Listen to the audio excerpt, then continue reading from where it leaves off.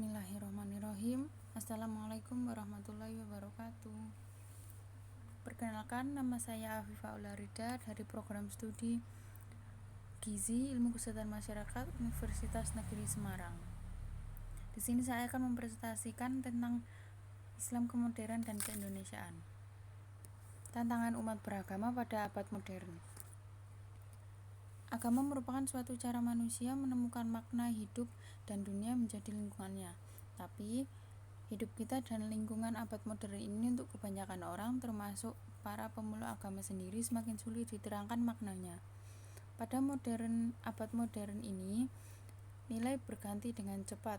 Demikian pula cara hidup dengan akibat timbulnya rasa tidak menentu serta kejutan-kejutan dan memisahkan manusia semakin jauh dari kepastian moral dan etis tradisional mereka.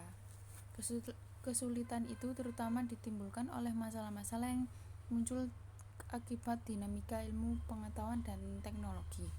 Ciri-ciri utama abad modern yang secara tak terbendung mengubah bentuk dan jaringan masyarakat serta lembaga-lembaganya. Dalam konteks-konteks inilah seseorang mendefinisikan dirinya dalam hubungannya dengan orang lain, lalu menerima atau menolak nilai kewenangan dan menentukan pilihan akan apa yang hendak dilakukan atau tidak untuk memberi makna kepada hidup ini. Tanggung jawab pribadi. Perubahan mendalam yang dihadapi umat manusia dalam memasuki abad ke-21 ini dari satu segi merupakan kelanjutan seluruh proses modernisasi dunia. Proses itu yang langsung berkaitan dengan konteks dramatis kehidupan manusia di atas. Pribadi seperti itu memiliki tingkat kesadaran tinggi yang relatif tinggi dan menuntut struktur kekeluargaan di mana kebebasan dan harkat pribadinya akan diakui. Pribadi seperti itu juga menuntut suatu masyarakat di mana ia merasa bisa berpartisipasi penuh, yang tujuan-tujuan masyarakat itu dapat mendukungnya dan dapat menyumbang untuk mencapainya. Berbarengan dengan tekanan agama pada tanggung jawab pribadi di hadapan Allah ialah menegaskannya akan persamaan manusia tanpa memandang ras, warna maupun jenis. Dihubungkan dengan tekanan bahwa Tuhanlah yang mutlak, sedangkan segala sesuatu lainnya termasuk manusia dan hal-hal kemanusiaan adalah relatif, maka paham persamaan manusia itu menghendaki tidak terjadinya sikap-sikap otoriter seseorang dalam kehidupan sosial. Tidak seorang pun dibenarkan kemutlakan diri dan penemuannya akan suatu kebenaran seolah-olah berlaku sekali untuk selamanya, karena hal itu akan berakhir dengan tindakan menyaingi Tuhan.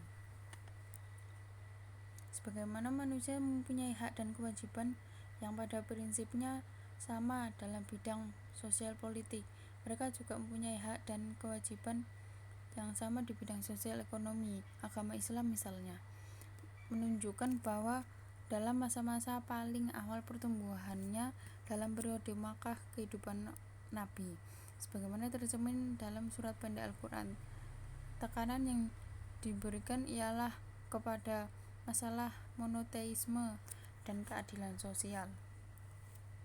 Kerjasama kemanusiaan disebabkan tanggung jawab itu yang harus ia lakukan dengan senantiasa berpijak pada prinsip persamaan manusia diseru untuk senantiasa menggalang kerjasama atas dasar kebaikan dan tanggung jawab Tuhan. Untuk itu manusia didorong agar senantiasa mencari titik persamaan sebanyak mungkin antara sebagai komunitas. Sesungguhnya persoalan umat manusia termasuk persoalan yang dihadapi pada zaman modern ini, sampai di mana mereka melaksanakan atau tidak melaksanakan tanggung jawab itu. Agama selalu menjadi sumber sistem nilai, dan sistem nilai memberi dimensi moral sebagai landasan pembangunan peradaban.